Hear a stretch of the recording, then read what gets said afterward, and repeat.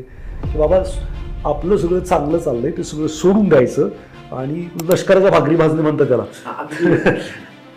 तर लष्कराच्या भाकरी भाजताना सुरुवातीला चटके भरपूर बसले आम्हाला, किंवा आधी आम्ही ते चटके सहन करतोय, हा किंवा घरातून विरोध झाला नाही अशातला भाग नाही. हा पण जेव्हा त्यांच्या गोष्टी या लक्षात आल्या की हे काम किती गरजेचं आहे किंवा हे माझं पॅशनच आहे, हम्म, आणि मग त्या गोष्टी त्यांच्याही सहकार्य मिळायला सुरुवात झाली. आणि आज माझी मिसेस स्वतः एक गुरुकुल लीड करत आहे बरं की जे ना नफा ना तोटा तत्वावर आम्ही चालवतो.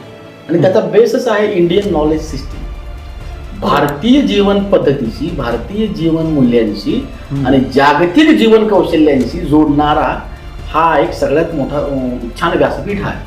अरे वा की जिथं आम्ही वी क्रिएट लीडर्स.